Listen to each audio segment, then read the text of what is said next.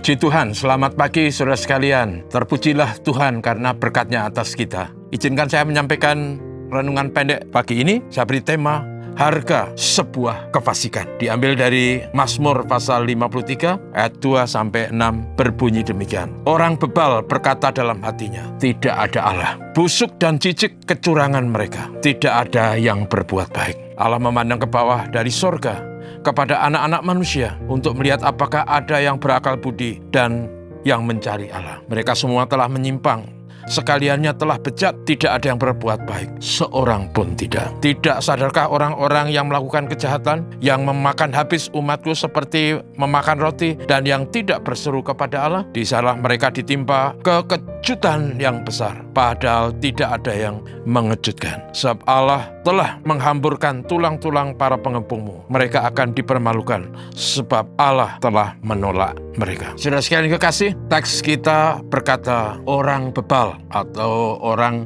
yang tidak berakal budi berkata dalam hatinya, tidak ada Allah. Yang berkata demikian adalah orang yang menolak fakta dan realita. Mereka bisa melihat alam semesta yang merupakan karya Allah. Mereka bisa melihat bumi berputar dan kehidupan bergerak. Itu semua karena Allah yang memelihara.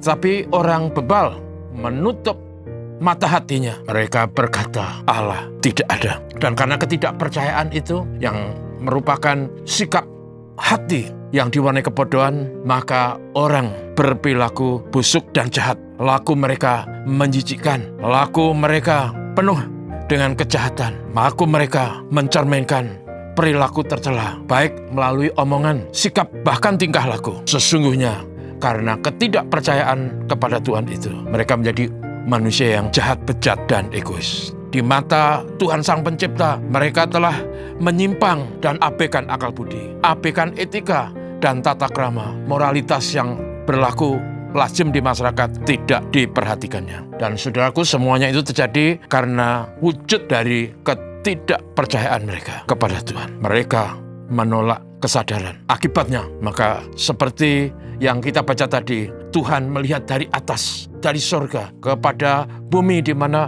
orang-orang hidup, dan dikatakan di sana Tuhan menolak mereka, sehingga mereka mengalami suatu kekejutan yang besar, seolah-olah seperti dikejar oleh musuh yang berbahaya, seolah-olah dikejar oleh kesulitan yang tiada tara, yang sesungguhnya tidak ada yang mengejar, tidak ada ancaman. Tapi kekejutan besar itu akhirnya menghilangkan damai sejahtera. Itulah upah atau harga yang dibayar oleh seorang fasik, orang yang tidak mau percaya kepada Tuhan, menolak menggunakan akal budi yang sehat untuk percaya kepada Tuhan. Akhirnya kekejutan itu mencerminkan hilangnya damai sejahtera. Kekejutan itu mencerminkan hadirnya ketakutan, kekhawatiran. Dan karena itu saudaraku, sebagai umat beriman, walaupun keadaan mungkin belum berubah, tantangan banyak, tetapi kita harus percaya bahwa Allah yang hidup adalah Allah yang peduli dan Allah yang menghendaki supaya kita beriman dan hidup berkenan kepadanya. Amin. Mari kita berdoa. Tuhan, terima kasih kami belajar dari realita kehidupan. Ada orang-orang yang menolak menggunakan akal budi, orang-orang yang bebal dan bodoh, yang berkata dalam hatinya, tidak ada Allah. Tuhan, kadangkala realita hidup membutakan mata hati. Tapi kami bersyukur karena kami boleh melihat apa yang ada di sekitar kami. Kami boleh melihat bumi dan segala yang Tuhan ciptakan.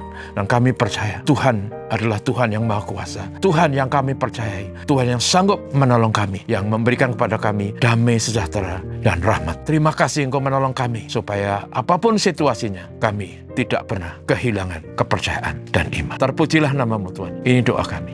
Amin. Selamat pagi.